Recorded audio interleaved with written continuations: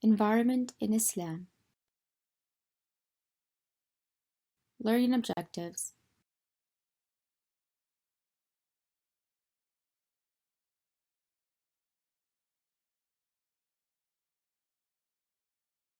Assalamu alaikum, my friends. How are you? Today our lesson is about the environment in Islam. Let's begin. Allah the Almighty created humans as successors on the earth to inhabit it, maintain it, worship Allah Almighty on it, and spread justice and truth, as commanded by Allah.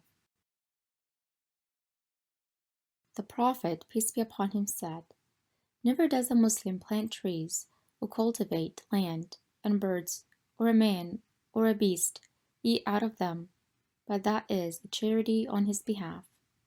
This means that if a Muslim plants a tree or cultivates land, and a man, bird, or any other animal eats from it, this counts as charity from him, so he gets the same reward as charity. Allah Almighty created the universe in the best form and left it at the hands of humanity. He prohibited harm in it. Allah Almighty said in the Holy Quran, Bismillah ar-Rahman ar-Rahim, "Do not spread corruption in the land after it has been set in order." The environment in the area in which a person lives, the area that affects him and is affected by him. This can be the home you live in, the school you go to, or the garden you walk by every day. So for humans, the environment is the world that surrounds them and encircles them. It consists of soil, with the animals and plants that live on it, water, with the fish that live in it, and air, with the birds that fly in it. The environment also includes non-living things, like public facilities. This includes mosques, public gardens, roads, parks, schools, and shopping areas.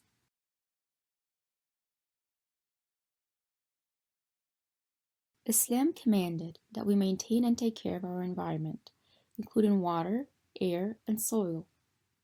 Let's review some of the commands of Islam about the environment in which we live.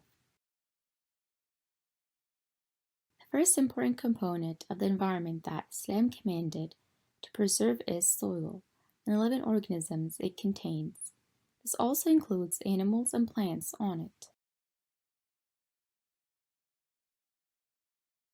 Soil is the prepared land that Allah created for us to live on and walk upon its ways. Allah Almighty said in the Holy Quran, Bismillah ar-Rahman ar-Rahim, "He is the one who has laid out the earth for all of you and set in it pathways for you." Allah Almighty forbade us from mistreating the earth and misusing it. Allah Almighty said in the Holy Quran, Bismillah ar-Rahman ar-Rahim, "And each tribe knew its drinking place. We then said, Eat and drink of Allah's provisions, and do not go about spreading corruption in the land." Islam also commands the good treatment of animals, being merciful to them, not causing them harm, and not hunting them for amusement. Islam encourages the cultivation of plants and discourages the cutting of trees without necessity. The Prophet, peace be upon him, said, "If the final hour comes while you have a sprout in your hands, and it's possible to plant it before the hour comes, you should plant it." In this hadith, the Prophet, peace be upon him, encourages us to keep planting and growing things, even if the final hour, which is the end of the world, is here. That's why we should take care of our plants, planting them and growing them. The Prophet, peace be upon him, ordered the Muslims on the day of the battle of Mu'tata not to burn palm trees or cut down trees. So did the 4 Khalifas who came after him. May Allah be blessed with them all. And now, can anyone tell me why and how Allah Almighty commanded us to maintain the second component of the environment? which is water and the living organisms within it. Let's find out. Islam commands that we preserve water and the fish inside it, because water is the source of life on the surface of the earth. It is the foundation of life in every living organism. Without water, there is no life, and life cannot go on.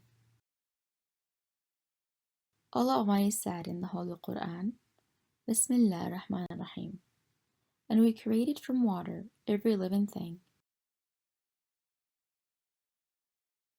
Islam commands us not to pollute water so that it doesn't become a source of diseases, and not to harm the animals that live in it.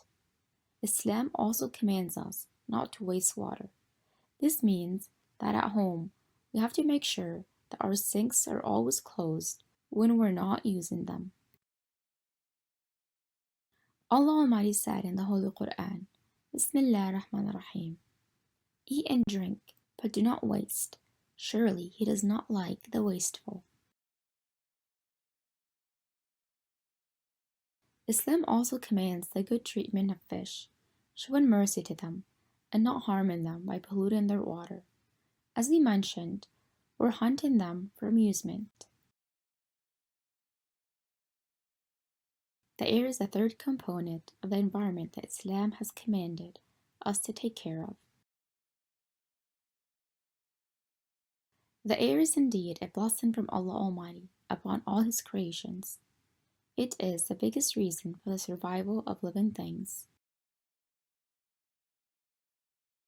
One way to preserve the air is by not polluting it with the smoke that comes from factories and cars. Smoke can also pollute the air and harms humans, so stopping it is also a way to preserve the air. Islam strongly recommends Muslims to take care of non-living components of the environment, such as public places. The Muslim should take care of the cleanness of mosques, public gardens, roads, parks, schools, and shopping areas.